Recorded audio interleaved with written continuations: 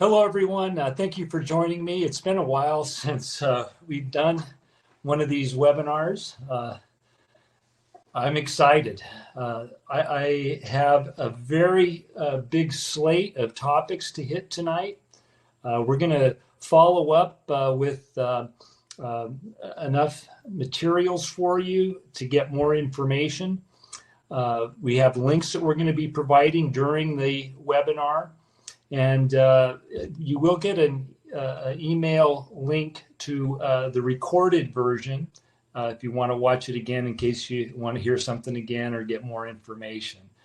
So with that in mind, I'm going to go at a really good clip. Any one of these subjects could have been a 2-hour webinar. And I'm going to try and get through all of these in about I'm hoping under an hour, and there'll be time for questions and answers, and I will be here for the duration. I want to make sure everybody gets their question answered. So I won't be taking questions during the webinar during the main presentation. All the questions will be addressed at the end, so that'll keep things moving at a really good clip. And so here we go. The first topic, I want to just talk about my love affair with food. One of my favorite books is The Magic of Food, and I hate to single out any of my books because they're kind of like children. I love them all, and I love this book because I think it really crystallizes a lot of my dietary philosophies, and it really shows just how magical food is. For me, food represents technology. It represents the wonders of life, the beauty of nature. I have an intellectual fascination and clearly have a deep love for food. I got the idea of the title, The Magic of Food, by coming across a quote a long time ago that really hit me. We have a tendency these days to think that the greatest technology is something that man has created, but the greatest technology is actually nature. And the way in which we commune with nature on a daily basis is through the air we breathe, the sun that we get, the water that we drink, and the food that we eat.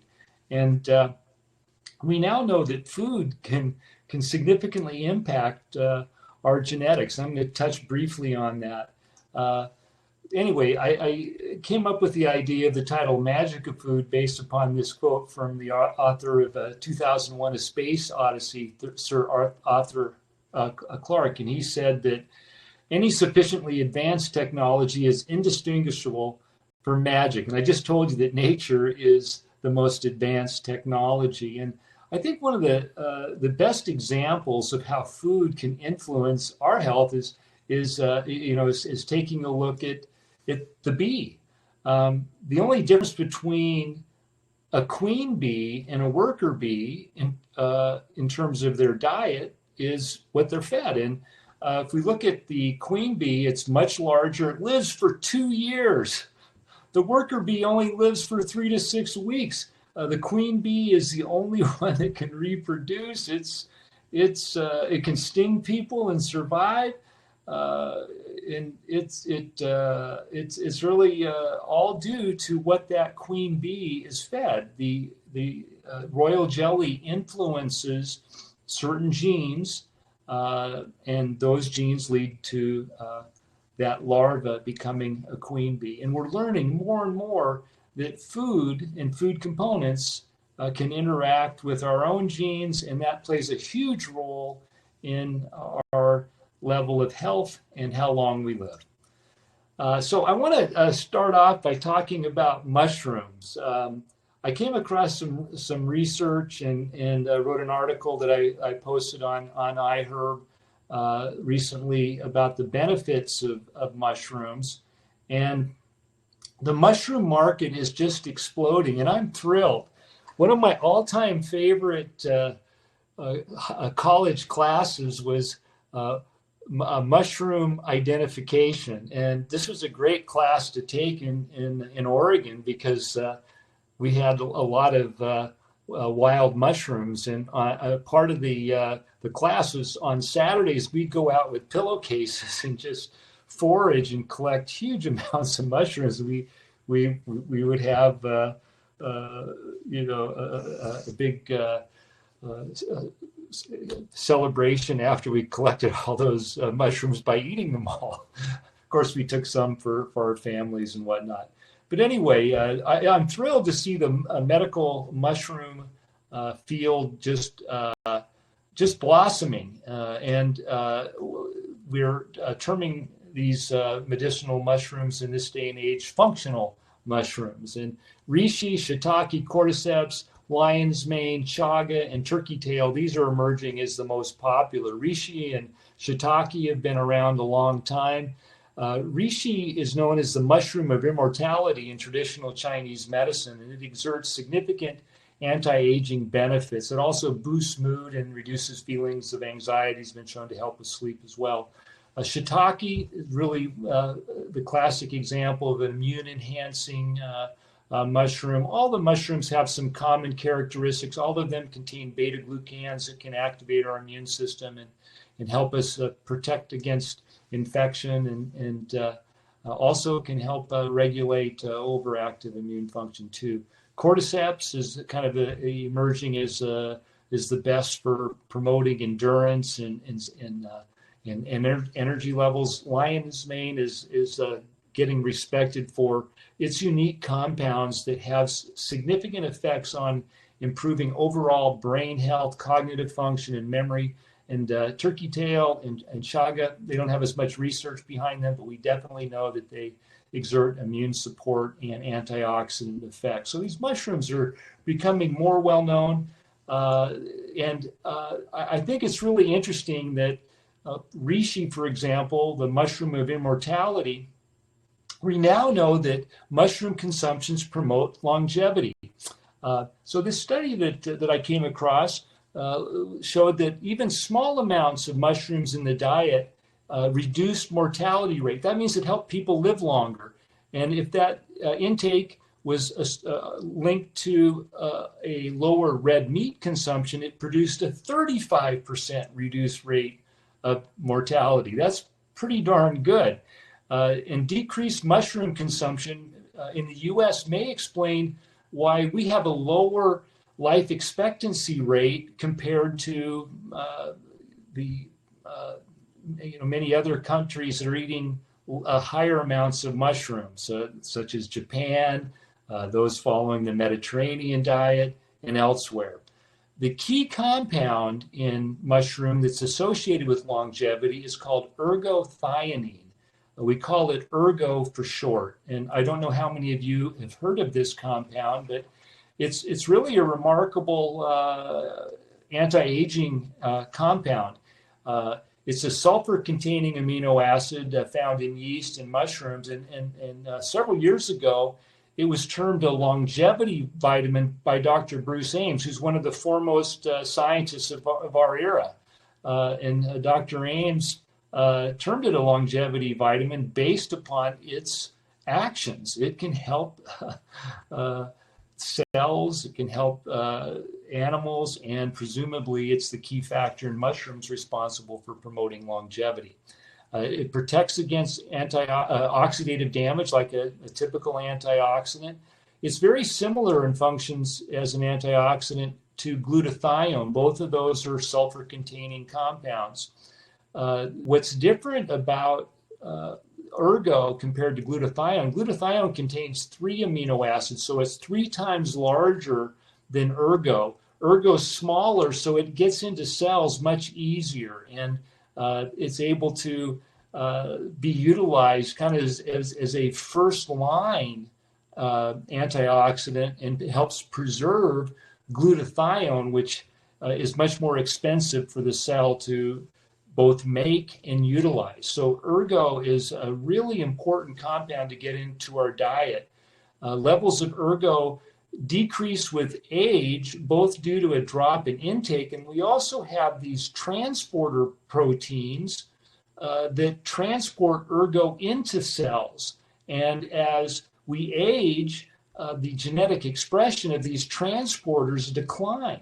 So you may have to eat even more mushrooms the older you get. I know that after reading these studies in the last couple of years, I've really increased my intake of mushrooms considerably. It's become a part of my staples of foods that I eat on a near daily basis.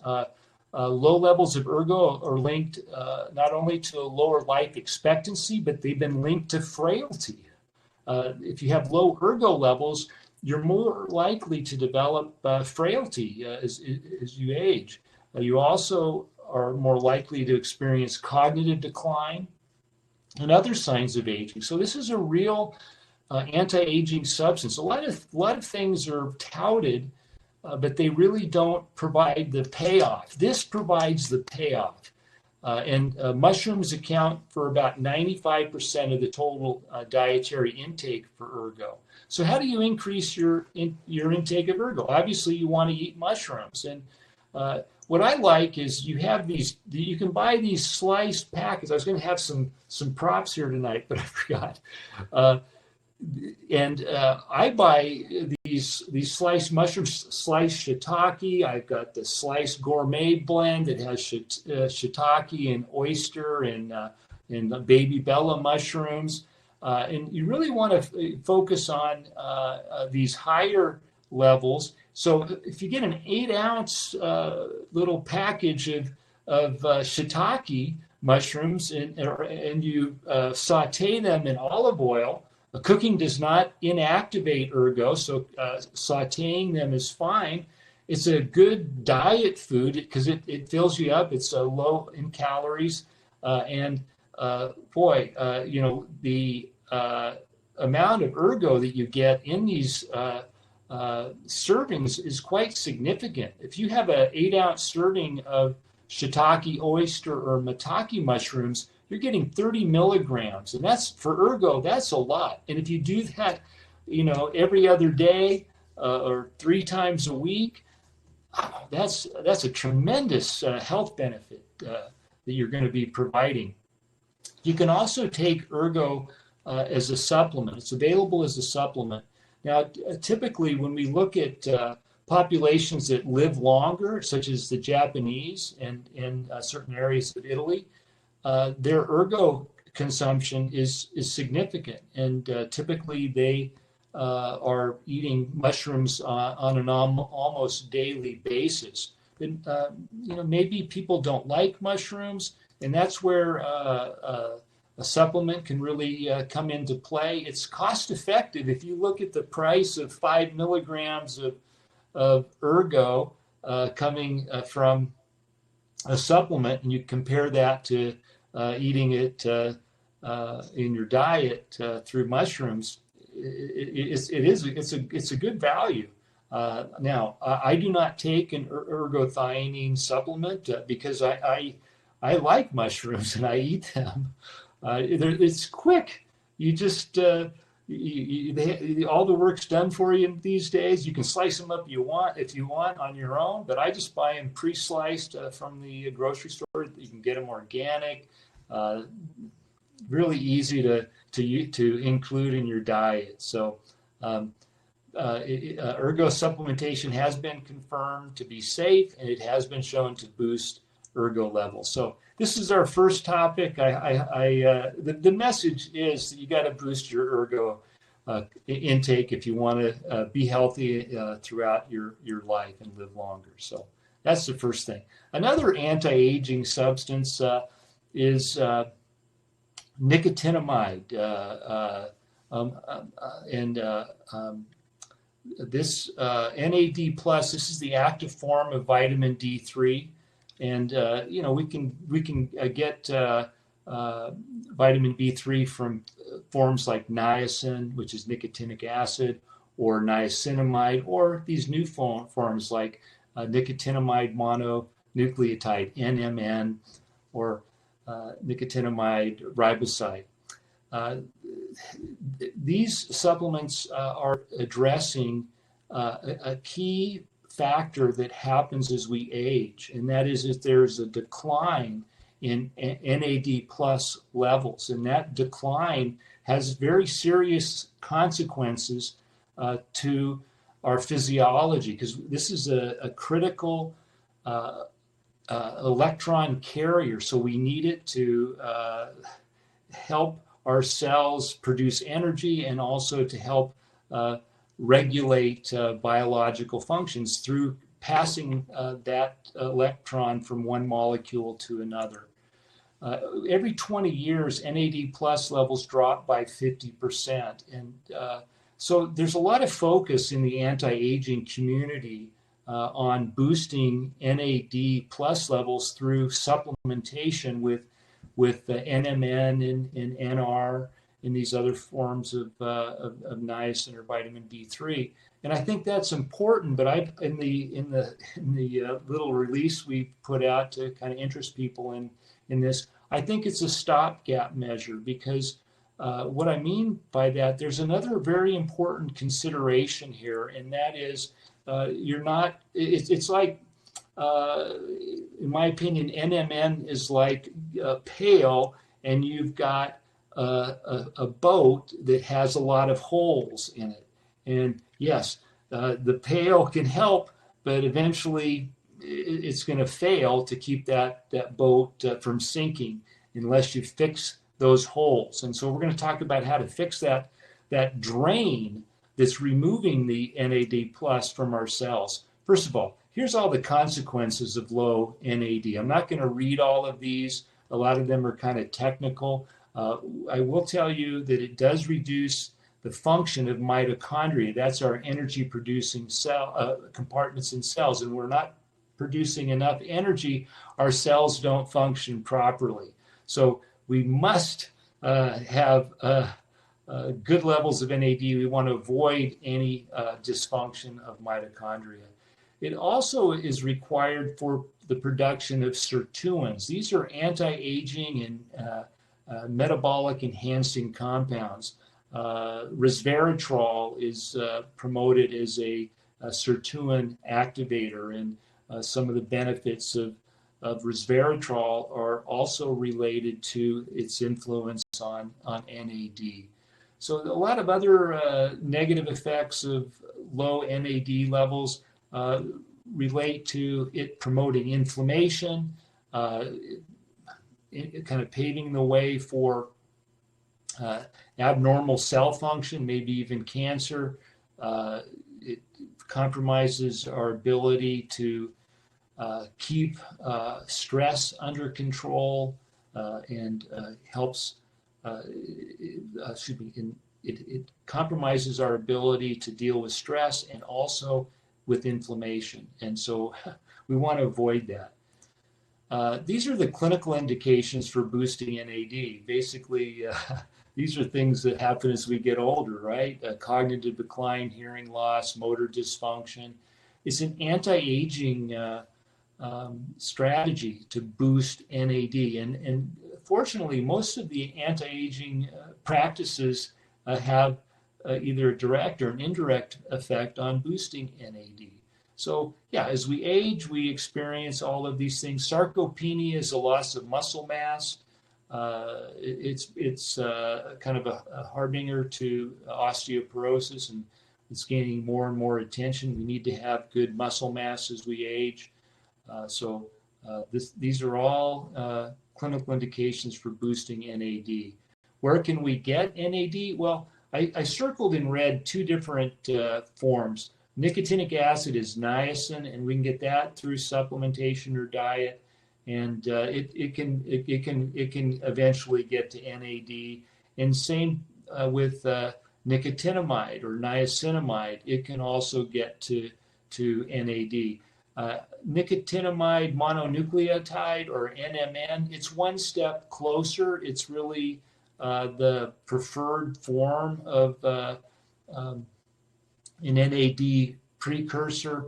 It's one step closer than nicotinamide riboside, and there's some other benefits why some experts like Dr. David Sinclair supports NMN as a preferred form. So, this biochemistry isn't telling us the reason why NAD levels drop as we age, and I'm going to do that with this next slide. There's a compound on the cells called CD38, and this compound will be activated or increased through genetic signals in its production.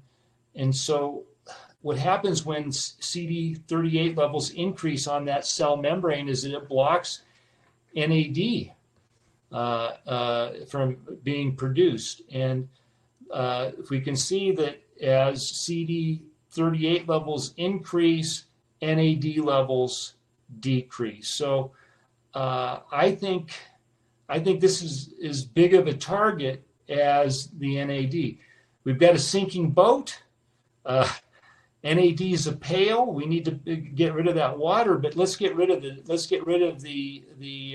drain, is the hole in the boat, and that hole is in the form of CD38. So how do we block CD38? Well, flavonoids. And if you've never heard me on a webinar before, you probably don't know that I'm a huge fan of flavonoids, plant pigments. These are also referred to as nature's biological response modifiers. I'm going to explain that term, and I'm going to stress to you the importance of increasing your flavonoid intake. It's critical. A high flavonoid intake will help block CD38 and increase NAD levels. So I think that the two have to go together. And certain flavonoids are more active than others. In addition to blocking CD38, another key anti-aging strategy is the use of natural compounds to increase the expression of NQO1. This is referred to as the longevity gene. This gene, basically, it helps to boost NAD levels. So we're going to prevent the loss of NAD, and then we're going to use flavonoids to boost the production of this enzyme through activation of the longevity gene, and that's going to help us protect our cells from damage, help improve mitochondrial function, and also boost NAD levels. So how do we increase flavonoid intake? That's the next part of the program, and I'm going to first highlight some of the reasons why. Let's see. I started thinking about flavonoids when I was 20 years old, learning about nutrition. We had to take some basic, science classes, physics, and looking through a prism, you see all sorts of colors, and the spectrum of light is full of colors. And it occurred to me that if we are basically beings of light as well, light and wave and physical form, we probably need all these different compounds that have different colors. And it's become popularly referred to as, following a rainbow diet, and I've been promoting that for years. And there's a lot of data that supports the wisdom of that. These flavonoids, there's over 8,000 that have been identified. They're responsible for many of the medicinal effects noted in food and herbs and other plant foods. As a class of compounds, they exert all of these health benefits, antioxidant effects, anti-allergy, anti-inflammatory, antiviral, anti-cancer, and they're able to activate certain genes that help promote longevity and health. So that's why they're called biological response modifiers. And they are just truly wonderful. They're a different type of drug. Usually a drug only has one target. These are pleiotropic. They have many different targets, and that's what this slide is illustrating. They exert just a tremendous array of beneficial effects, and different flavonoids exert different effects. This is the basic flavonoid structure. Now, if you've never taken chemistry, that's okay. I'm going to explain what you're looking at here. These structures here, A and B, these are referred to as phenolic rings. And you may have heard the term polyphenols. And polyphenols are a kind of an umbrella term, and I'm going to show you that. But flavonoids are polyphenols. They have more than one phenol structure. So polyphenols are the mother compound, and then we have flavonoids, and we have different types of flavonoids, and I'm going to explain why I've circled these in red. If we tried to grade flavonoids in terms of their biologically active aspects, we'd probably rate these flavonols as being the most active. They're certainly the most researched. But the others have benefits as well. We don't want to exclude them. We want to eat a diet that's rich in all these different polyphenols, not just flavonoids, but all of these compounds. So different structures produce different effects. I'm not going to go into this, but my point that I'm trying to make here is that the shapes and structures of these flavonoids determine their activity. And some flavonoids are more active because of their chemical structure. Quercetin, for example. So we know that if we look at this yellow box here, this particular portion, this B ring, is most active if it has these OH groups attached to it. And quercetin has that. So it has that active component. And then when we look at the AC ring, if we see OH groups on that ring as well, it denotes activity, and quercetin has those OH groups on their AC ring. So, my gosh, that's a highly active, and that's much more active than those that have just one, like the B ring or the A and C. And if a flavonoid doesn't have any of those, or not significant amounts of those OH rings, or this double oxygen ring or structure here, then it's not going to be very active. So the point I'm trying to make is that we have a tendency to lump everything together, but different flavonoids, and there's over 8,000 of them, have different effects. But overall, they have some common features, and we need to increase our dietary intake. So I highlighted, I made it in bold and larger type, the flavonols. So these are the flavonoids that we get from teas, particularly green tea. It's also the class of compounds that are responsible for the beneficial effects of chocolate, and these proanthocyanidins are also found in apples, berries, grapes with seeds, and red wine. Everybody thinks that red wine is a great source of resveratrol and flavonoids. It really isn't, and I think that people just want to feel good by thinking a glass of red wine is good for them. I wrote a newsletter on my view on alcohol. I don't drink alcohol. I prefer to get my flavonoids in higher concentration without the alcohol. So that's my preference there. So my point here by showing you the different types of flavonoids, the main categories, and some of the common food sources is to help you realize that we need to get a wide range of these compounds, and also these flavanols may be the most active of the group. Okay. So they've looked at the effects of high polyphenol diet, and most Americans don't get. It's sad. They don't get any of these beneficial compounds to any significant degree in their diet.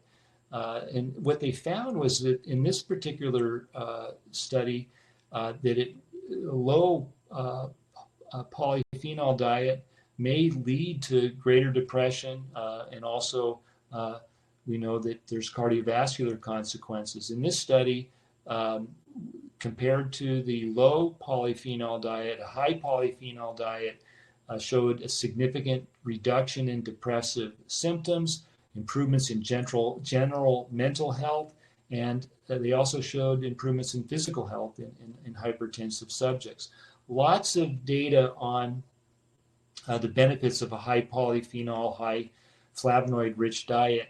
Most people think of just berries as being the best source of flavonoids, but in terms of antioxidant activity, small red kidney beans outperformed blueberries, and the reason is because it too is very rich in flavonoids. So other plant foods can be a great source of flavonoids as well, including green leafy vegetables.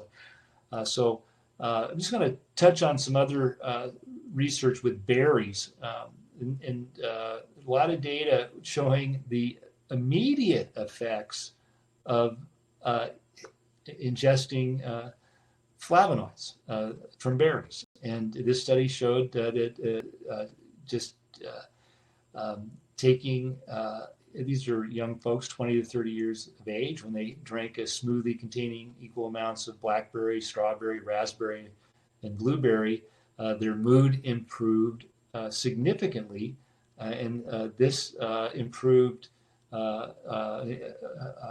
over the course of 6 hours. Improvements were also noted in cognitive function, a couple of different tests, switching tests, accuracy also improved. The darker is the berry group, the white is the placebo group. And so cognitive function improved, but look at the difference in mood. This was pretty significant. Acute baseline to 2 hours. Boy, that's a big improvement, and that effect persisted. We know that cocoa, chocolate, and cocoa and cacao, that they can improve vascular function and also cognitive function. What I like about this study is they showed that when you combine the flavanols with the anthocyanidins from berries, you got better results than taking in a corresponding amount of just one, or less. The cocoa powder has the flavanols, the anthocyanidins are found in the berries. Taking them together produce the most significant benefit. Here's an interesting study. This study looked at the effects of metabolites of flavonoids from cocoa, and what they found is that the intact flavonoids were not active, but the metabolites were.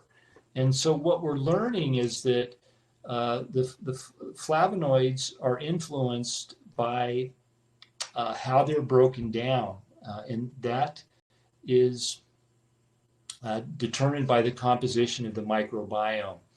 Flavonoid intake increases the content of beneficial bacteria, as well as increases the production of these valuable metabolites. And the effects of these flavonoids on our microbiome are significant. We get caught up with probiotics and with prebiotics. But in terms of actually improving the composition of the microbiome, the gut flora of bacteria, yeast, and other microbes, flavonoids may be the real key, because high flavonoid rich diets, they are associated with a healthier microbiome. We get higher levels of extremely beneficial microbiota. So this study showed that flavonoids influence the diversity and activity of the microbiome, as well as the composition. And then it talked about how there's a symbiotic relationship. The more flavonoids you ingest, the healthier your microbiome becomes, with organisms that help to convert those flavonoids into more beneficial compounds. So, we got to increase our intake of flavonoids.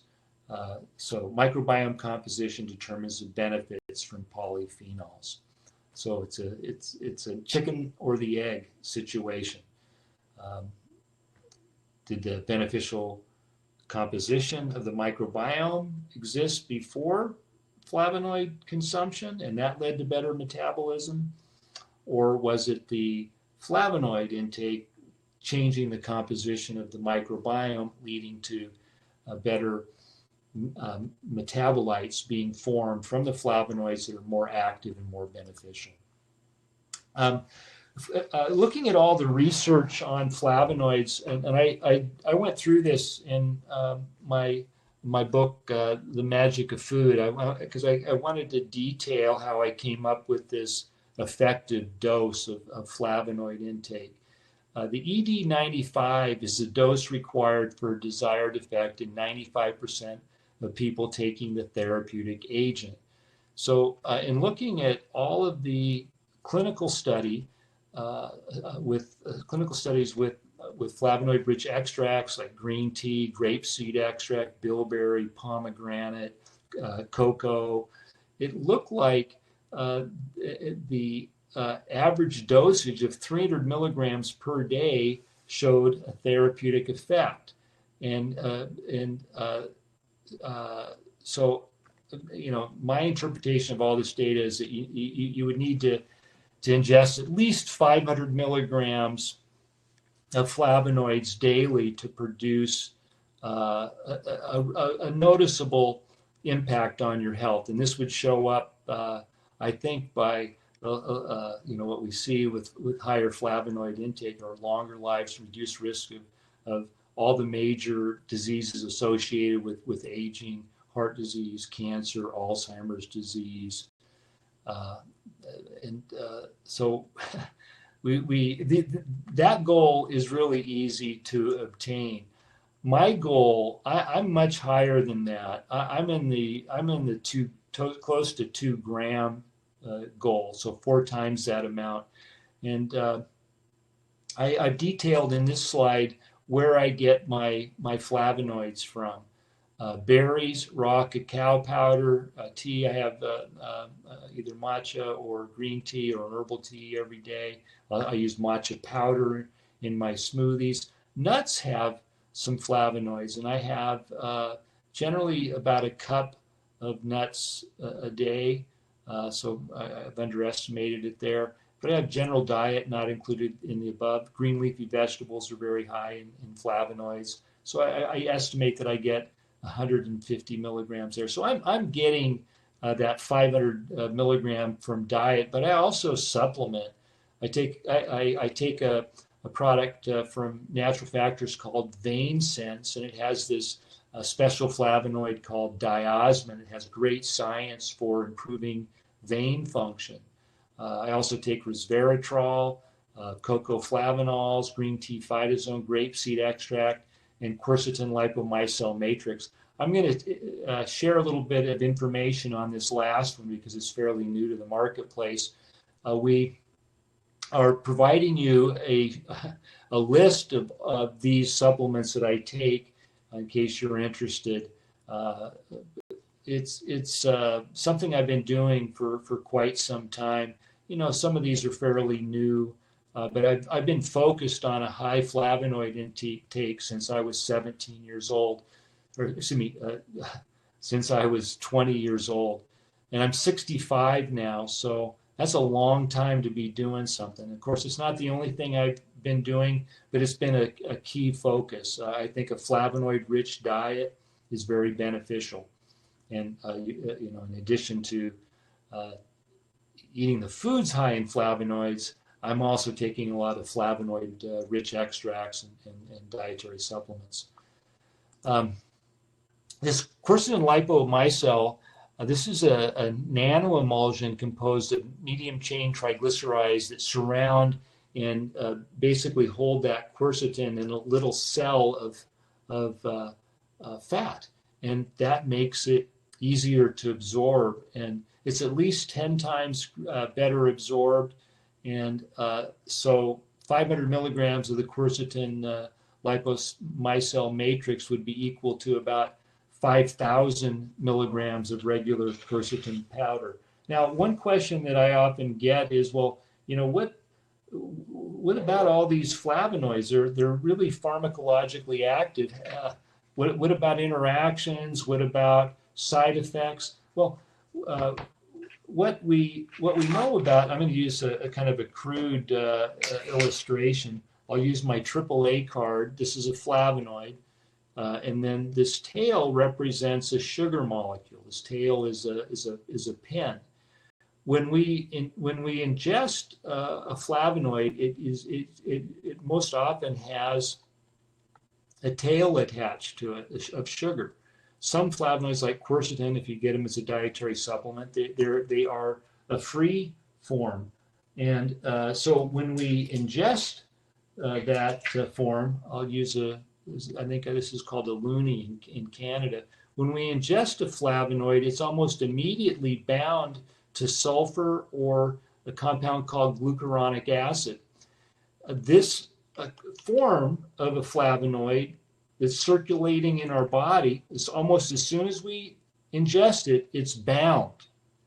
And the reason is because if we had all these flavonoids circulating in our body in an active form, it would lead to loss of cellular regulation. What happens is that areas of inflammation or mitochondrial dysfunction, the cells release a compound called glucuronidase, and it breaks that bond, and so we can then absorb that flavonoid into our cell, and it'll do its job. And the way it does its job is not so much a direct effect, it's through its influence on genetic expression. We label a lot of these phytochemicals antioxidants, and we know that the flavonoid consumption produces reduced oxidative stress, but it's probably not related to a direct effect. It's more related to the influence that these flavonoids exert on increasing the expression of compounds in our body that are part of our inherent antioxidant system. For example, flavonoids have been shown to be powerful NRF2 activators. That's not like a Nerf ball. It's not a game. This is a compound that will then signal the production of our antioxidant system. And it's really a beautiful, beautiful orchestration. Nature is full of beauty, and the way in which these compounds work in our body is absolutely magical. We're only just learning of the technology that exists in our food, and it's exciting. I feel blessed. It's fun too. So I hope this stimulates you to learn more. So how do we increase our flavonoid intake? Focus on diversity of major dietary sources. Now, cacao, green tea, berries, citrus, legumes, olive and olive oil, onions, green leafy vegetables, very, very good sources.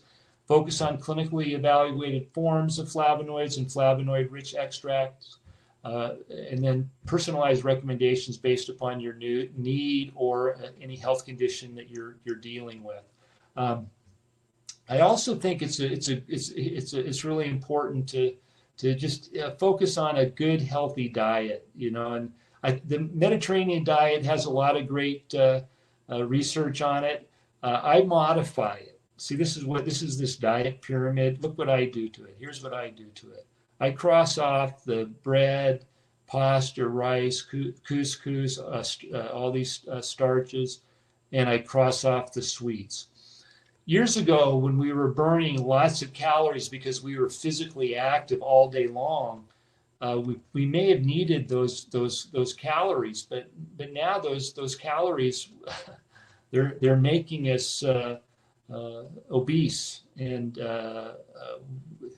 one of the quickest ways that we can see significant improvements in body composition is by reducing our intake of carbohydrates. Even in this Mediterranean diet pyramid, they have carbohydrate sources here at the base, signifying that they're the important base, and I just cut them out of my diet, and it's made life a lot easier.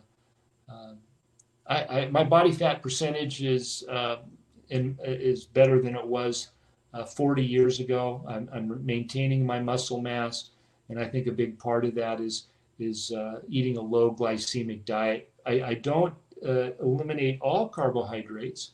I do follow that glycemic load principle, where you want to control your portion size so your body can handle that amount of carbohydrate. That's the key to keeping your insulin working well, and that'll keep your fat burning mechanisms working and your muscle retaining and building machinery working as well. So, yeah, simple message: get rid of the complex carbohydrates and focus on getting your carbohydrates from green leafy vegetables, flavonoid-rich fruit, and keeping those portion sizes under control. So let's move on. Yeah, this is my Asian diet pyramid. Same thing, getting rid of those carbohydrates. So eat a rainbow diet. These are all great foods, all colors. So think about that as you go to the grocery store. Think about that as you're fixing a meal. How can you make it more colorful?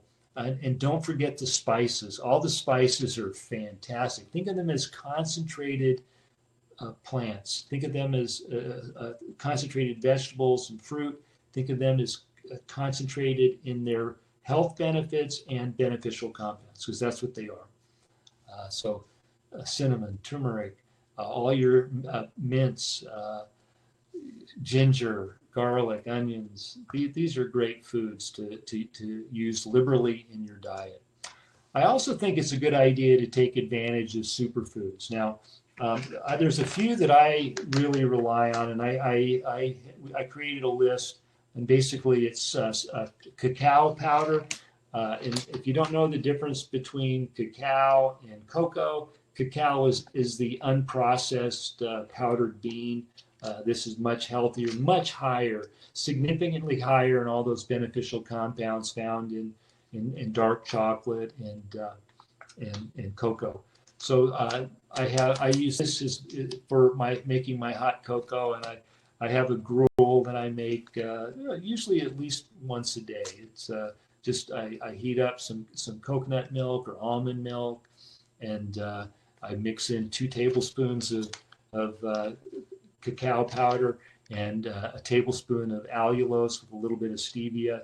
I like things taste sweet, but the more you eat dark chocolate, the more you like the bitterness. And when I eat dark chocolate now, it's usually about 99 to 100%. I really like that bitter taste. You may have to work up to it, but I really like cacao. this was the original superfood in the health food industry, spirulina. I did a little YouTube reel on it, Instagram reel. 10 calories per teaspoon. I generally put a tablespoon or two. So 30 calories, 80% of those calories are in the form of protein. This is a really high protein, super green food, and I like the taste. In fact, I like to mix in some matcha powder, and I'll use a teaspoon. Again, low calorie, very high in polyphenols. So my polyphenol and carotene intake really high. These plant pigments are really important. I also take PGX. This is a dietary fiber matrix that I think is the most important tool to help people lose weight and control their blood sugar levels. It really is a magnified, exaggerated form of dietary fiber. It's able to bind more water than any other known fiber, 20 times greater than psyllium and some of these other gel forming fibers. So you get significant benefits through that action. It promotes satiety, a feeling of fullness. It stimulates the release of GLP-1. Everybody's on the GLP-1 craze, the semaglutide, and I just think this is a better way to go. So anyway, PGX is something that I've been doing for almost 20 years now. It's been that long since Dr. Michael Lyon and I and Roland Gaylor came up with the idea, and it's really I think it's probably the most important supplement out there for people that are struggling to lose weight and want to go the natural route. And lastly, flax seeds, ground flax seeds. I like the Fortiflax from the Barleans family. It's great organic form of these important compounds known as lignans that exert a lot of health benefits. Yeah, it's something that I've been doing for about 25 years. So yeah, 1 or 2 tablespoons of flax, ground flax a day, good healthy habit. So here's another aspect to helping people lose weight and deal with some of the modern epidemics of diabetes, insulin resistance, high blood pressure, metabolic syndrome, high cholesterol levels, etc. This target is called AMP activated protein kinase. This is a master control unit in our cells that is responsible for promoting the proper utilization of nutrients and the proper utilization of insulin, and it also helps to regulate the levels of cholesterol and triglycerides. So what happens when we have low activity of this complex is we have decreased numbers and function of mitochondria, so that's very detrimental. We have increased abdominal fat, visceral obesity. We have systemic inflammation. We have insulin resistance and elevated blood sugar levels. We have elevated cholesterol and triglyceride levels, and we have cellular damage. We have degeneration, particularly of highly metabolically active tissue like our brain. So this is a very key target. And if we look at most things that are good for you, they help activate this complex. In contrast, things that are detrimental, if we look at here in red, inhibitors of AMPK are a high-fat diet, caloric excess, a sedentary lifestyle, aging. These are things that we want to avoid. Yeah, we can avoid aging. We can slow it down. We can defy our chronological age and seek to have a younger biological age. So by doing that, we're avoiding inhibiting AMPK. So these are all the things in black or green or purple that activate AMPK. exercise, intermittent fasting, thyroid hormone, adiponectin enhances the action of insulin, PGX, good oils, olive oil, fish oils, medium chain triglycerides, things that enhance mitochondrial function, alpha lipoic acid, creatine, carnitine, coenzyme Q10, various flavonoids, particularly resveratrol and curcumin, numerous botanicals, particularly berberine. Berberine is a very interesting compound. It's becoming almost as popular as curcumin. The clinical data is significant. Over 24 studies now, double-blind, placebo-controlled studies show that it is as effective as a statin in lowering cholesterol levels. It is as effective as any blood pressure medicine in lowering blood pressure. It improves insulin sensitivity and helps with blood sugar control equal to or better than metformin. And it also has some phenomenal benefits on our gut microbiome. What's interesting about berberine is that it is a poorly absorbed compound, and most of the benefits appear to be related to its effects on the microbiome. And one of those effects is that it increases the levels of a beneficial microorganism called Akkermansia muciniphila. And this compound, or this probiotic or bacteria, is associated with protecting against damage to our intestinal lining and also fighting obesity, diabetes, high cholesterol, and metabolic disease. So you're going to be hearing a lot about Akkermansia muciniphila in the future. It's the real deal. Good clinical data. And what they found was that the heat-killed or pasteurized bacteria was more effective than the live version. And the reason is that the active compound is actually a protein that's attached on the surface of this organism. And when you kill it with heat, that protein gets exposed, and that protein binds to cells that line our intestine and create a lot of beneficial effects, including the tightening of tight junctions and the stimulation of mucin production, and that leads to Akkermansia muciniphila populating and growing, because it loves that term mucin. Phila means love. It loves that mucin, so it'll help digest it, and that leads to improved turnover of that compound. Cinnamon, mulberry leaf, they also activate peripheral AMPK. So that's what we know about this this situation with AMPK. My mouse died, so now I've got to focus on my with my computer here while I charge this up. I was busy all day. So the next topic is iron. And I'm going to be really quick here because we're almost at that hour mark. Why do we need to talk about iron? Well, iron deficiency is the most common nutrient deficiency in the world. And anemia, a decrease in red blood cells, is the end stage of that deficiency.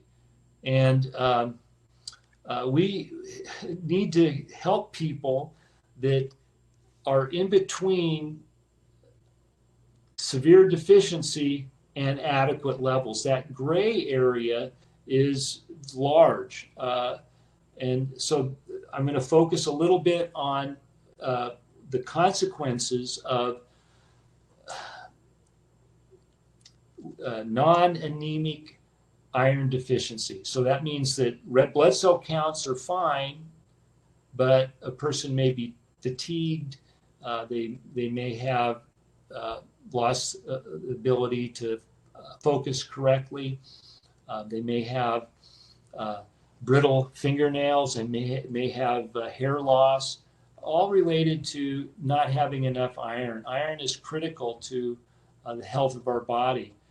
So iron is a bit of a two-edged sword, because iron deficiency is not good, and neither is iron overload. Iron overload is extremely harmful, and it's linked to many chronic degenerative diseases, heart disease, cancer, general inflammation. So there's a lot of reasons why we need to keep iron levels in a very tight range. We want it to be optimal. We don't want it to be low. We don't want it to be too high.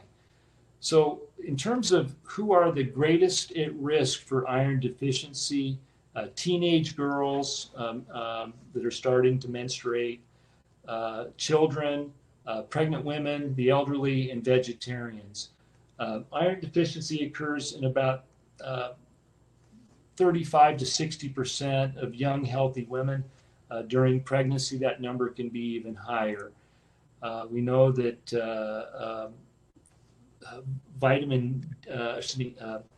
iron deficiency occurs a lot in infants, and it occurs at that 6 to 9 month age, and that's thought to be due to the introduction of solid foods in cow's milk. If there's irritation, inflammation, there's going to be less iron being absorbed. 50% of patients with congestive heart failure have iron deficiency. More than 60% of patients with colon cancer, other causes of GI bleeding, including using aspirin, have iron deficiency. Female aerobic athletes, 29 to 80% have iron deficiency. The more they work out, the higher, the greater their status. Elite athletes that are at the highest risk, and that can definitely influence performance. These are all the conditions linked to low iron stores. I highlighted a couple, but some are just really well known. Attention deficit disorder. If the child doesn't have enough iron, their brain isn't going to have enough energy, and they're not going to be able to focus. Dementia and cognitive decline. So a lot of times people are not doing well mentally as they age because they're deficient in iron. You can have boils and furuncles, infertility, otitis media. Pica means wanting to eat dirt or chew ice cubes or eat other non-food items, dry, itchy skin, and hair loss. Many women, as they become more, particularly vegetarian, more health conscious, and they're not getting enough meat and fish, or taking iron supplements, they're not getting enough iron, they'll start losing hair. It's very simple to measure iron stores. If we look at this slide, it highlights the normal status here. We see laboratory test values, hemoglobin, iron, total iron binding capacity, and ferritin. They're all normal. In stage 1, where we have a storage iron depletion, so our enzyme systems aren't working fully, the only measure that's low is ferritin. Stage 2, serum iron might be a little reduced, total iron binding capacity may be elevated, and we'll see ferritin levels. And then stage 3, we see significant signs of iron deficiency, including anemia. So we have 2 stages of iron deficiency that are responsible for the majority of cases of iron deficiency. If a doctor's just doing a screening by looking at red blood cell count or hemoglobin levels are only low at the very end stage, stage 3. So most women with iron deficiency are going, and I'm not being sexist here, they're losing, especially during menstruating years, they're losing blood and they're losing iron, so they're more at risk.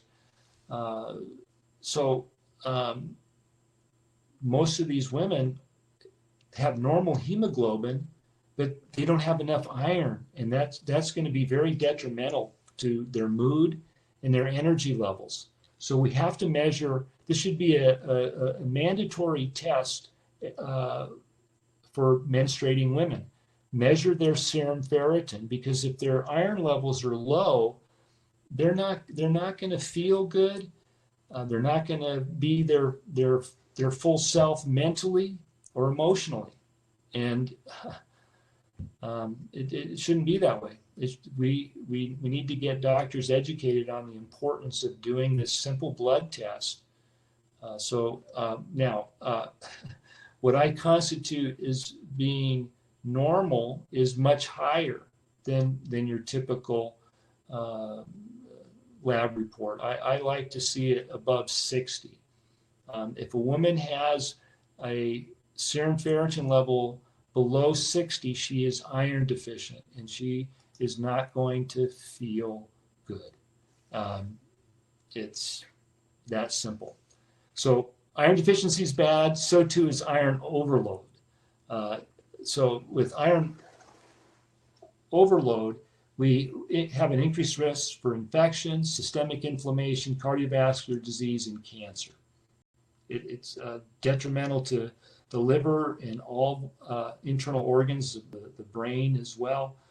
And then we have all these diseases that are associated with iron overload. What are some of the causes of iron overload? Well, repeated transfusions, hereditary hemochromatosis, that's a genetic disorder, ineffective red blood cell formation, that's another, usually a genetic disorder, advanced liver disease, and then I have one here, impaired hepcidin synthesis. Hepcidin is a compound made in our liver, and it's the primary regulator of iron. And we have a situation in the United States that is largely unknown to most people, and that is the prevalence of non-alcoholic fatty liver disease. If you're overweight, you have a fatty liver. If you have a fatty liver, your liver is more susceptible to inflammation and poor function. And when that happens, we have complete disruption of our physiology, because the liver is so important to how our body works. And if you're overweight, you're putting a lot of stress on that liver. And one of those stressors is a decreased expression of this compound hepcidin. When iron levels are high, our liver makes hepcidin, and that will block the absorption and transport of iron. If we have low serum iron, we're supposed to have reduced hepcidin expression, and that will then increase the absorption and transport of iron. What's happening to a lot of people, and most doctors are never going to perform this test, but they should, because it'll provide valuable information. Because if you have iron overload due to your liver not functioning properly, then you're going to see a problem. Okay, so what happens when you have inflammation and damage to that liver? The liver is not going to make hepcidin, and if it's not going to make hepcidin, it means that the body's going to absorb more iron. It's going to transport more iron to vital organs. So this is a problem. This is a problem. The liver's being damaged. It's reducing hepcidin production, and that is leading to increased iron absorption, and that is leading to increased iron deposition in your brain, in your liver, in your other internal organs, and that's going to increase your risk for some serious consequences. Hepcidin levels predict cardiovascular mortality. We've known for a long time that of this iron hypothesis that higher levels of stored iron promote cardiovascular disease.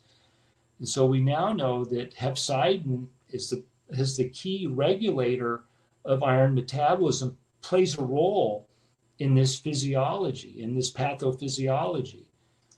So how do we improve iron metabolism? Well, we have to focus on the underlying physiology, the inflammation, the fatty liver disease, and we have to help the liver and the body regain proper iron metabolism. And what's good is that recognized anti-aging strategies all seem to impact iron metabolism. That makes sense because they're helping the liver. They all increase AMPK activation, promote mitochondrial health, etc.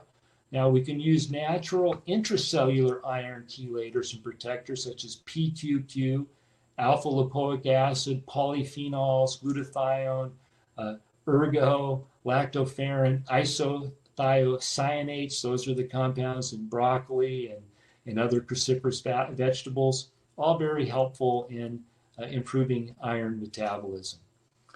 The last topic I want to touch on is gingival and periodontal health. There's a theory out there in Alzheimer's disease called the gingipane theory. There's an organism that can cause gingivitis and periodontitis and gum inflammation.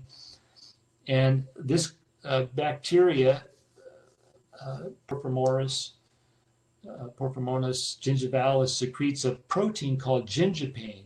And this protein has been found in 96% of the brains that develop Alzheimer's disease.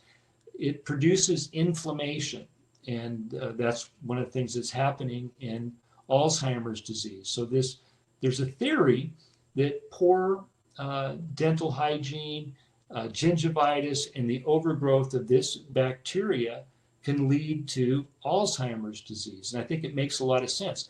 It can also increase the risk to cardiovascular disease, gastrointestinal and colorectal cancer, diabetes, and insulin resistance. So this part of your body is very important to take really good care of. In addition to brushing and flossing regularly, I also recommend oil pulling. What is oil pulling? Well, it's an age-old Ayurvedic practice, and it promotes oral and systemic health. Basically, you take a tablespoon of coconut oil, you hold it in your mouth, you swish it around for 5 to 20 minutes, and you do that the first thing in the morning. You do it in the shower, you can do it as you get ready, and you do it before you brush your teeth. After you swish it around in your mouth for at least 5 minutes, spit it out. You don't want to swallow it. That wouldn't be good for you. You may even want to gargle, or not gargle, but rinse your mouth out. Don't gargle, just rinse it out and spit it out, and then brush your teeth. And then if you want, rinse your mouth out again. Very healthy practice. Has got good scientific data. I think it helps improve that oral microbiome. The coconut oil, I think, is the best oil to use. It exerts antimicrobial action, particularly against this Porphyromonas gingivalis. We have clinical data that shows that it's effective in gingivitis. One study showed that oil pulling has been proven to be an effective method in reducing plaque formation and plaque-induced gingivitis. You know, the toxic mouthwashes that are used, they disrupt that oral microbiome. This is something natural. I think there's some wisdom in this ancient practice. I think you should give it a try. I think you'll enjoy the way it makes your teeth feel smooth and clean. So we have links to all the articles that I've written on most of these subjects, and I've got all the information there on oil pulling. Now, I want to end tonight by kind of sharing with you some of my personal strategies for feeling good. and being grateful and being positive. These are things that I use, techniques that I use to keep my brain right. It's really an important aspect to being healthy and being happy. So I do a process that I call priming. I wrote about this in my book, The Longevity Matrix. I have a very active mind, and I found that trying to meditate and have a quiet mind was almost impossible. So it was impossible. So what I decided to do, and what I found worked for me, was to flood my mind. And I think I've discovered a technique for me that really works. And I encourage you to find one that works for you. What I did was I identified 4 states that I wanted to have more of in my life. I wanted to have more love, more joy, more peace, and more happiness. So I decided that I would, as I meditated, I would reach up to the universe and I would pull these things down to me. And let's just do it. Just do this for me. Just humor me and do this for me. Hopefully I'll tell you when you can come back, but just close your eyes and reach up as high as you can. Take a deep breath and pull down love, then raise up again and pull down joy, then peace, and then happiness. And do that 4 times. I do it 7, but I don't want to take all that time. But just reach up and pull down love, joy, peace, and happiness. Then that's my first stage. I do that 7 times for each of those, love, joy, peace, and happiness. Do that 7 times in that order. Then I stop and I put my hands on my heart and I have I am statements. As I breathe in, I say to myself, I am love. And as I breathe out, I try to associate to those feelings. So when I breathe in, I'm thinking about it. As I breathe out, I'm trying to feel it. And I do that for joy, peace, and happiness. The more you experience these things, I believe the more you will feel them. And the more that you have these things in your life, the more you're going to attract these things. It's fantastic. I really feel blessed. I'm very grateful to the life that I have. I have these things in my life, and you have them too. And everything that you want in terms of how you feel is really within you. You can create these states. We've all had moments of feeling loved. Creating self-love through this practice is powerful. We all have had moments of joy. We can create moments of joy through this practice. We can have more peace and we can have more happiness. These are things that I think about and exercises that I perform, throughout the day. And I think it pays off. And I think when you have these things in your heart and in your mind, you attract them in your life. And it feels good. So I want you to feel good. So give these things a try. Start your day off, take a few minutes and pull down love, joy, peace, and happiness into your being. Think about associating to those feelings and then feel those feelings. And the more you do that, it's going to charge your cells with all of these things that you truly want to experience. So that's probably the most important message. I like to end all my presentations by highlighting 5 keys to life. I think life, to live it well, involves creating purpose and meaning. I think it involves taking personal responsibility and being absolutely impeccable with your word. I think you have to develop a positive mental attitude. You have to find your passion. You have to find the things that make you excited about life. And Lastly, you have to create a vehicle in your life to making a difference in the lives of others. And I am thankful for all of you coming to this webinar. We had over almost 3,000 people register for this webinar.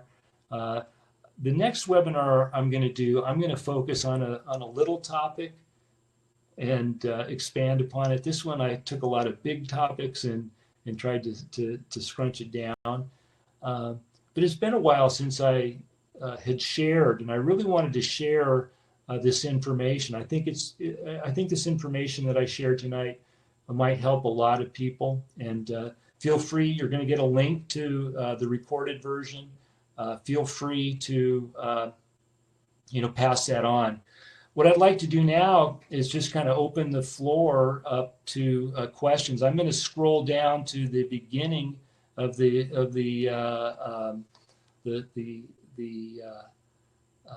webinar and see if there's anything. Here's a question. How do regular button white mushrooms compare with the other types of mushrooms? They're just not as concentrated. Cremini mushrooms are much better than the white button mushrooms. But you have some of the benefits in white button. You're still going to get some of the immune enhancing effects. You're still going to get some ergothioneine. But when they've looked at the concentration of ergothioneine in button mushrooms, it's much lower. It's less than 3 milligrams per 3.5 ounce serving. So probably about 7 to 8 milligrams of. It's still, you have the 8 ounces of button, you're still getting the 5 milligram, at least a 5 milligram dose of ergo. So it's good. What about blood type in certain mushrooms? I am supposedly not to have shiitakes. The blood type diet developed by Peter D'Adamo's father. I think it was an observational opinion, and I think there was a lot of validity to that. But it's gotten away from that, and I don't see any problem with shiitake. There's also a lot of talk about lectins in general, and the thing is about lectins, they grab on to proteins, and I don't know if they cause any significant systemic effects. You have to be absorbed, and these dietary lectins don't really seem to be absorbed to any significant degree. So I'm not too worried. Some people are saying you shouldn't eat beans because they have lectins, and I think if you look at the population-based studies, there's a lot of data that shows that beans are pretty healthy food. So yeah, what are some other questions here? Am I familiar with Dr. Dean Ornish's ongoing study on diet and Alzheimer's? Not just diet, there's also lifestyle approach. What we know about Alzheimer's disease is that it's really tied to the modern diet. We're eating way too much processed foods. We're eating, in a way that promotes an increased risk for diabetes and heart disease. Alzheimer's disease has been referred to as type 3 diabetes because it's so closely tied to diabetes. What's interesting to me is that there's so many factors that come into play for our health, and when we look at just one factor, I think we become focused on that, and you can do everything right, but still have health consequences if you're not focused on looking at all the different factors. And what I'm talking about is, what makes me think about this is there was a study done in, famous study, looking at, it was based on analyzing blood levels for not just one pesticide, but a series of pesticides and looking at diabetes risk. The standard narrative on type 2 diabetes is that it's related to obesity. What this study showed was that the people that were obese that had low levels of pesticide residues were not at risk for diabetes. But even thin people who were at the higher level of pesticide exposure, persistent organic pollutants is the actual term, had a significantly higher risk than the people that were morbidly obese. So, I think we're seeing a lot of consequences to our ever increasing polluted world, and a lot of these health issues that we have in our modern world are related to not just the modern diet, but this ever increasing toxic environmental load. So we have to focus on ways in which we can eliminate these toxic compounds. And I think eating as clean a food as we can, avoiding toxic compounds in our environment, and then focusing on a lot of these good foods that help promote increased elimination of these toxic compounds. Our glutathione levels are critical. So I think we'll have to add a link to how to boost your glutathione levels, because glutathione, as I said earlier, is a 3-amino peptide that is critical for protecting our cells, but it's also critical in eliminating these persistent organic pollutants. So, I think boosting our glutathione levels is really a key goal as well. High flavonoid intake will do that. It'll spare glutathione. High mushroom intake will do that because it'll have a high intake of ergothioneine, which also has a detoxifying effect. And then a lot of those superfoods, particularly that PGX, that fiber, that can help bind toxins and help eliminate them from our system. Okay.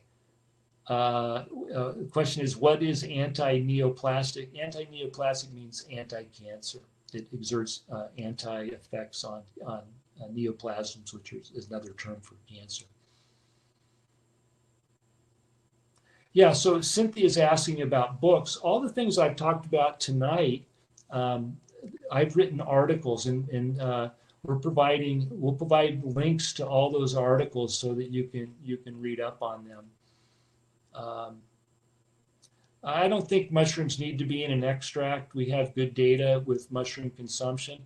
The key is that the more you cook them, the easier they are to digest and absorb these compounds. So, the problem with the extracts, I don't know about the ergothioneine content in those extracts. I don't think it needs to be. I think there's some benefits to extracts, and it really depends upon the specific mushroom that you're talking about. A lot of the extracts are produced from the mycelia, which is not the fruit body, so it's the spindles underneath, and those are generally either powdered or extracted.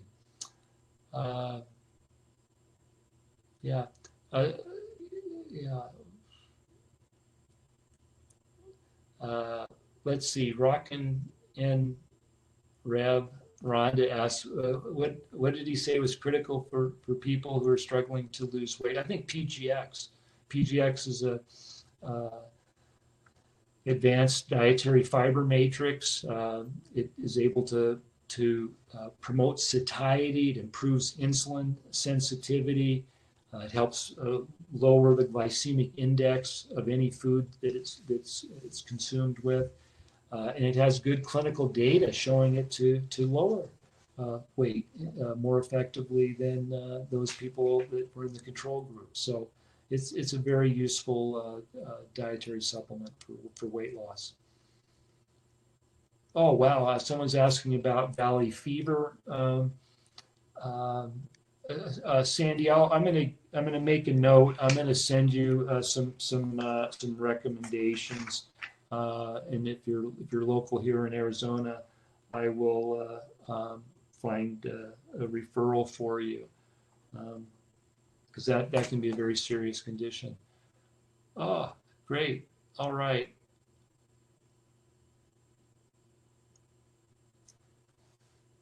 Let's see. Um, yeah. Okay. Candace is asking me about microcrystalline cellulose. I think it's safe for most people. Um, yeah, I'm not sure. It shouldn't be a cause of reaction, but you know, when people have reactions, I never argue with those. They know if they're reacting to something or not, and if you are, just yeah, you have other choices. All right, Alethea says her healthy dinner tonight consists of sautéed assorted mushrooms. It's I, I told you at the very beginning I love food. Find delicious ways to enjoy these wonderful gifts from nature. They're awesome. It's great. Yeah. No, someone's asked me if is iHerb my company. No, I'm just chief science advisor for iHerb. Uh, yeah. Oh, Adrian, thank you. I appreciate that. Let's see. All right. Yeah, so John's saying coconut oil is typically solid at room temperature. Yeah, but when you put it in your mouth, it melts quite easily, and I don't mind the taste. So when I do my oil pulling, um, I I, I have to wait a few seconds for that coconut oil to liquefy. You can also get it kind of if that bothers you, you can get MCT oil, or you can get more um, more purified coconut oil, and it will maintain its uh, liquid state more easily at room temperatures. You can use olive oil for oil pulling. Olive oil it has its own benefits. It doesn't have some of the antimicrobial benefits, but I think that oil pulling it could have nothing to do with the oil itself. It could be just a mechanical thing. I don't know. We'll see. They'll have to compare. They'll have to do a study where they are able to mask the olive oil and the coconut oil in a way so you can see if one's more effective than the other. But yeah, if you don't like the coconut oil, olive oil is great. I use olive oil every once in a while to mix it up. There you go, Alexa. That's right. You can always add peppermint oil to the coconut oil and then have that mouthwash flavor. That's a good one. Yeah, very good. Uh, all right. Oh, how do I feel about the keto diet as a start and go over to the Mediterranean diet? Um, Yeah, the keto diet's fine for short term. I don't think it's a long term diet. I do think intermittent fasting has a lot of benefits. I do think eating a low glycemic load diet is important. Um, so, I think those are more important aspects to um, long term health than a keto diet. Keto diet, I don't think is suitable for long term, and I'm basing that on population based studies that looked at a high fat intake for uh, you know long periods of time, and the mortality rate is much higher. Their life expectancy is much lower. So that's why I think that. All right. Yeah, we'll put you on the list, Jenny. We'll make sure you get all the good stuff. Well, I think if I'm gonna let's see. let's see. Let me finish these questions, and then we'll wrap it up. Let's see. Yes, on all the links that we'll provide, we will certainly have. There's one on NMN, and it has all the references. And I even in that article I talk about the importance of flavonoids in supporting NMN. Oh, here. Well, I finally went to the question and answer only. I saw that light up. How do I get my teeth so white? Yeah, I think it's oil pulling. I think that's a big part of it. Yeah. The question for Barbara, is the PGX good for a post-colon cancer person who has rapid transit time throughout the alimentary canal? Yes. It would be, that would be a good, that's a really good thought. Yeah, people think, well, it's filling people up and it's reducing their satiety, and we don't want to do that with a post colon cancer person is trying to rebuild themselves. But just make sure that you're and you don't need as much.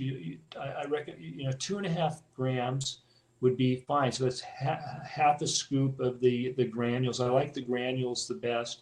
For weight loss, I generally recommend 5 grams. For you, Barbara, you would need less.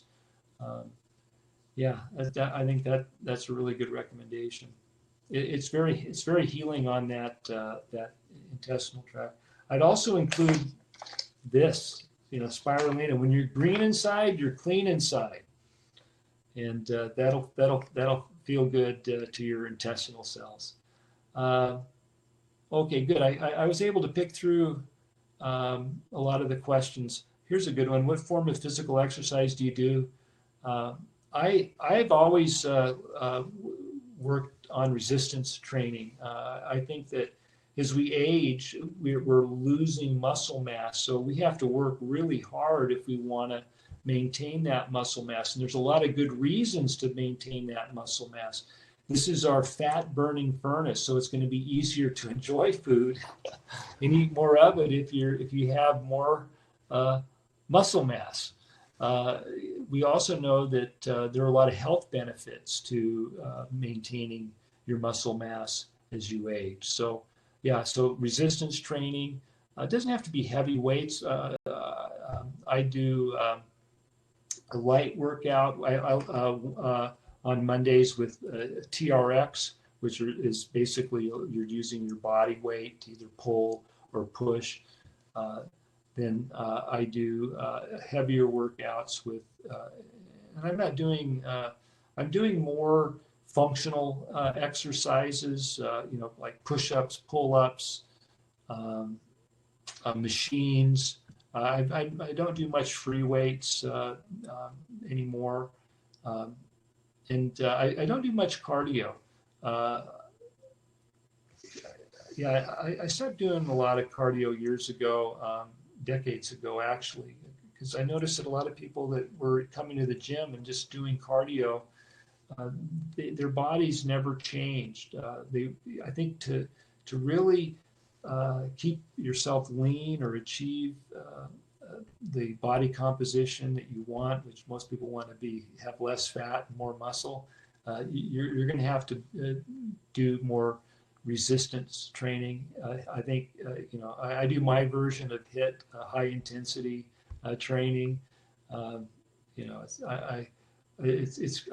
like to work out at the gym because a lot of I get inspired. I really do. I love watching people really push themselves. It makes me push myself a little bit harder. I do golf. During the summer, when it's hot here in Arizona, I swim. I keep myself active. Yeah. Oh, how do you test for this bacteria in your mouth? I guess you could do a test, a swab, if you were so inclined. But um, I think what you're going to do about it is still the same. What you're going to do about it is you're going to have really good oral hygiene. You're going to brush, you're going to floss, and you're going to do oil pull. So all those things are really important. So it's, whether you have it now may not be as important as what you do from here forward. So um, yeah, no deep pockets. Keep those when you go in for your dental exam. If you have any pocket deeper than 3, you need to go in for more regular cleaning. There's a lot you can do nutritionally. These flavonoids, again, they're very good for collagen structures. So they've been shown to help with periodontal disease. So is coenzyme Q10. So there's hope. Yeah. Um, Mary's asking about COVID and hair. Um, uh, the person that cuts my hair said that she had so many people that she saw had hair changes after they had COVID. And I had my hair. You know how I knew my hair was affected? My hat. My hat was too big.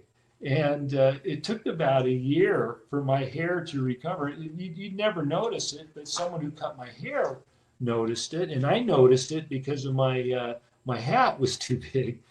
So I think it's a real thing.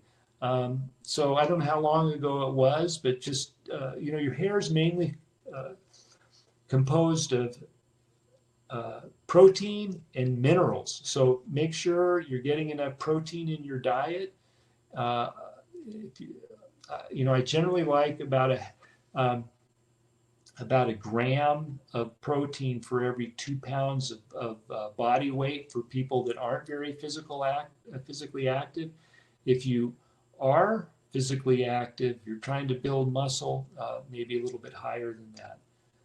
And then, make sure you're taking a multiple vitamin and mineral formula that has uh, at least the RDA for all the minerals as well as the vitamins. A lot of the multiples, they're really not multivitamin and minerals. So basically, multivitamins with a little bit of mineral.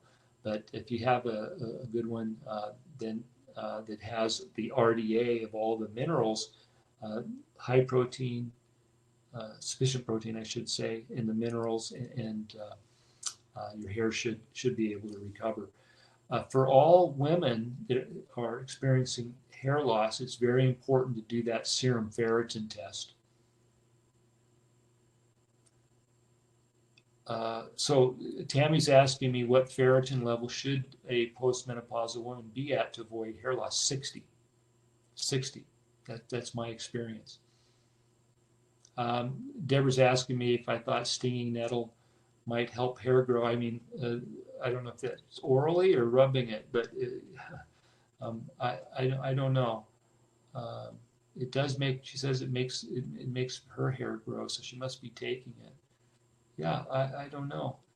Um, it's used in prostate health, and uh, some of the uh, uh, anti-balding drugs are based upon the same mechanisms that stinging nettle may have in helping with prostate health. So, blocking the effects of testosterone on hair.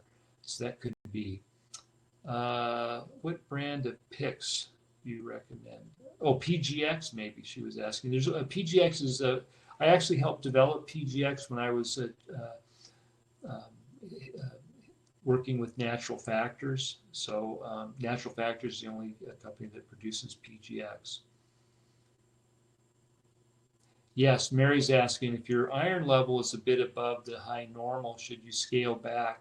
Um, I would do a serum ferritin to see. I do a complete iron panel to make sure, because a lot of times when people say their iron levels are high, it's usually hemoglobin, or because if it's iron, um, that's a little bit different. So yeah, if you have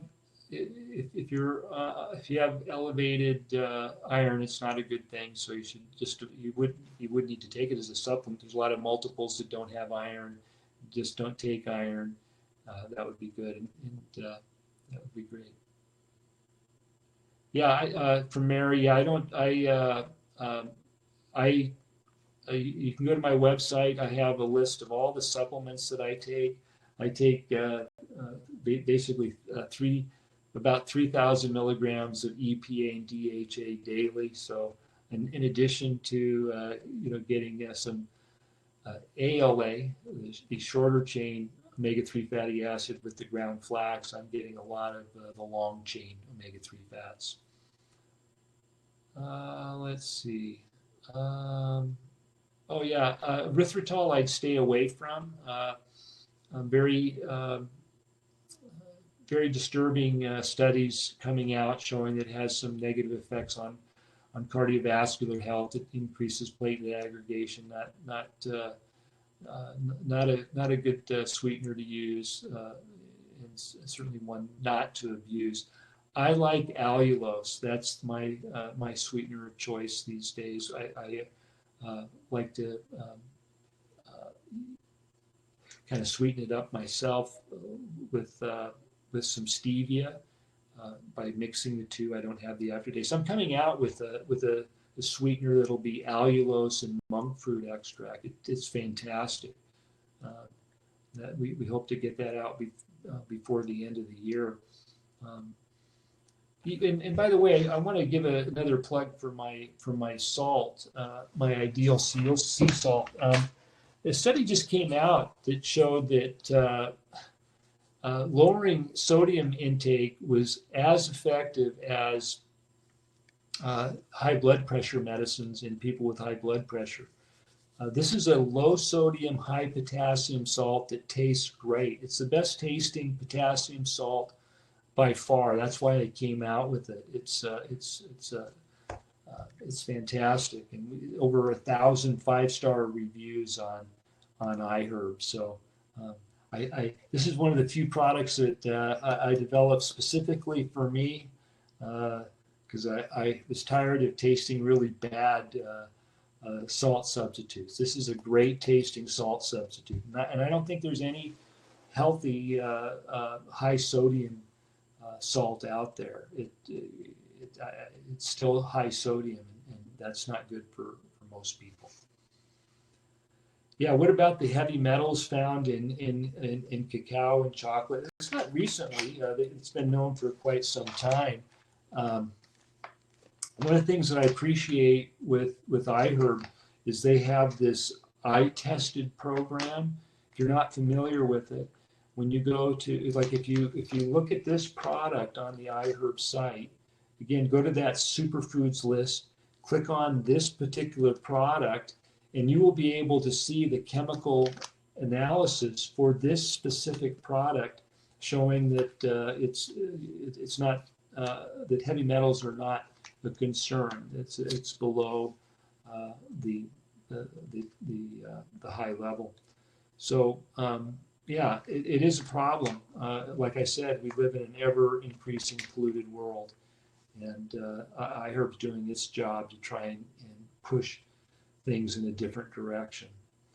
That eye-tested program is really important for a lot of these superfoods for the very reason that Dana brought up is that sometimes they're high in heavy metals.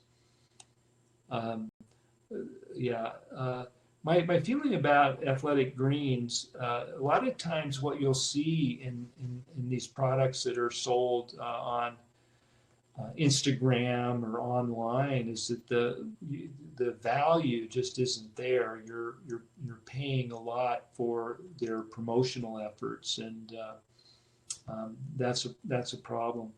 I want to encourage everybody to